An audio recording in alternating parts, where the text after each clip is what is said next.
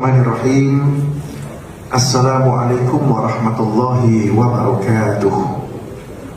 Bapak Ibu Saudara, meskipun dalam keadaan apapun kita tetap bisa melakukan ibadah-ibadah sebagaimana biasa, termasuk pelaksanaan sholat Idul Fitri. Untuk dimaklumi bahwa sholat Idul Fitri untuk pertama kali dilakukan oleh Rasulullah SAW, yaitu tahun kedua Hijriyah. Sholat Idul Fitri hukumnya sunnah muakkadah, yaitu ibadah sunnah yang sangat dianjurkan. Bila kita laksanakan berpahala, tapi seandainya kita tidak melaksanakan tidak berdosa.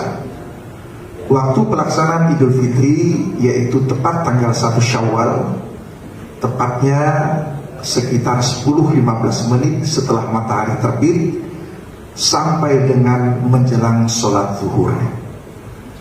Biasanya pelaksanaan sholat Idul Fitri dilakukan di masjid atau di lapangan, namun dalam kondisi tertentu diperbolehkan untuk melakukan sholat Idul Fitri di rumah.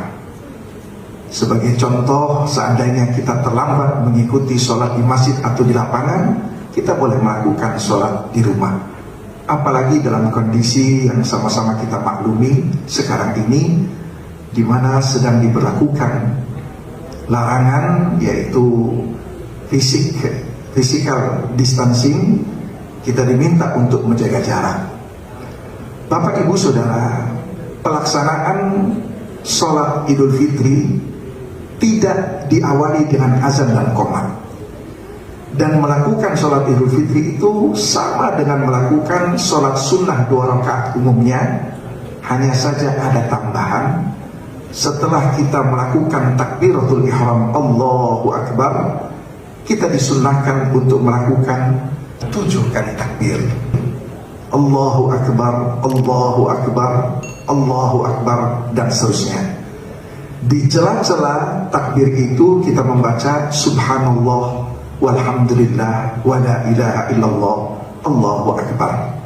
Kemudian dilanjutkan dengan membaca surat Al-Fatihah, membaca surat ruku, dan seterusnya. Kemudian rakaat yang kedua, setelah kita membaca takbiratul qiyam Allahu Akbar untuk kita berdiri, rakaat kedua sebelum membaca surat Al-Fatihah, kembali lagi kita disunnahkan untuk membaca takbir, yaitu sebanyak 5 kali. Dan di celah-celah takbir itu kita membaca Subhanallah walhamdulillah wa la ilaha illallah Allahu Akbar. Selesai, dilanjutkan membaca surat Al-Fatihah, membaca surat, dan seterusnya. Bapak Ibu Saudara, seandainya kita lupa untuk membaca takbir-takbir tersebut, maka hukumnya tetap sah, tidak perlu kita mengulangi kembali pelaksanaan sholat Idul Fitri itu. Bapak Ibu Saudara, seandainya kita sholat Idul Fitri di rumah sendiri, itu tidak diminta untuk dilakukan khutbah.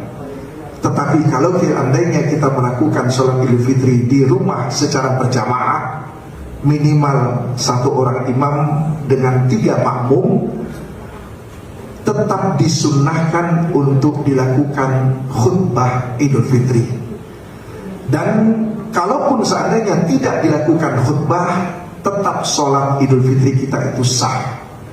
Namun seandainya akan dilakukan khutbah Idul Fitri, harus mengikuti tuntunan dan rukun-rukunnya. Yang pertama, bahwa khutbah Idul Fitri itu tidak dibuka dengan ucapan salam dan juga tidak ditutup dengan salam.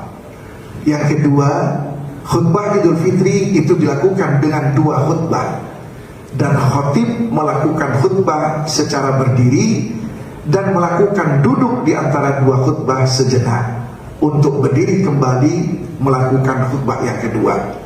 Yang ketiga, khutbah pertama diawali dengan 9 kali takbir, sedangkan khutbah yang kedua diawali dengan 7 kali takbir. Adapun isi khutbah yang pertama dan yang kedua, kita awali dengan memuji Allah, alhamdulillah. Kemudian kita bersalawat kepada Nabi, assalatu wassalamu ala rasulillah. Kemudian yang ketiga, wasiat takwa, usikum wa nafsi bitaqwallah.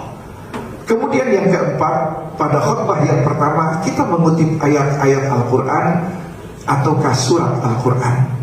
Kemudian yang kelima, pada khutbah yang kedua kita menutup doa bagi umat Islam, minimal Allahumma ghafir lil muslimina wal muslimat. Demikianlah tuntunan praktis tata cara kita melakukan sholat Idul Fitri di rumah yang dilanjutkan dengan khutbah Idul Fitri.